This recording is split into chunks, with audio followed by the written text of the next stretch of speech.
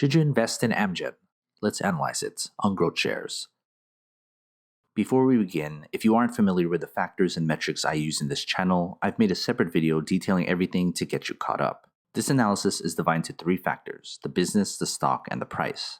Within each factor, a total of 14 metrics from business growth, performance, to intrinsic value.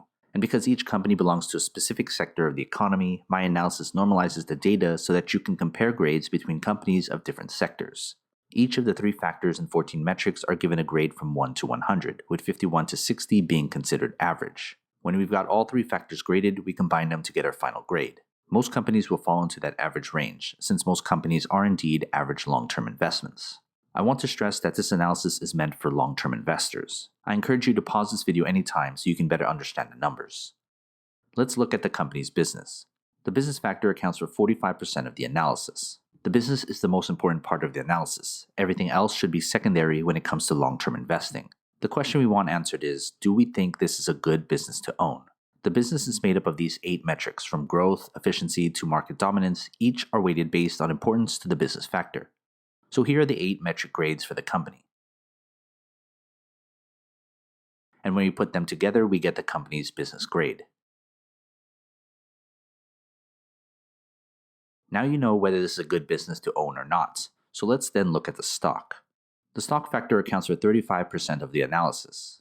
The stock is important because we want to know if investors see value in the same business. We still want a return on our investment. The question we want answered is, will the stock grow sufficiently to justify an investment? The stock is made up of these 5 metrics, from performance, dividends, to Wall Street analysis. Each are weighted based on importance to the stock factor. So here are the 5 metric grades for the company.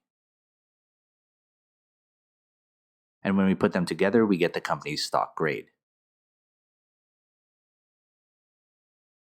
Now that we know the business and the stock, we want to then look at the price.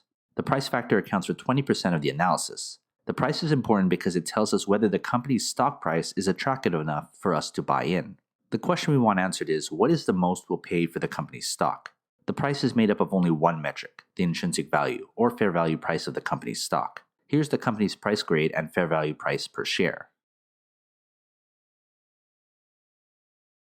So before we get our final grade, consider becoming a GrowthShares patron and get access to my spreadsheet with every grade from every company I've analyzed. It's updated all the time. Head to patreon.com/GrowthShares or click on the link in the description. Let's put our 3 factors together to get our company's final grade. And here is our company's final grade. This analysis uses public financial data and a proprietary algorithm to come up with the company's grades. But what are your thoughts? Do you agree? Comment below. Want to talk business? Email me and follow the instructions on the screen. Invest wisely, and as always, take care of your money.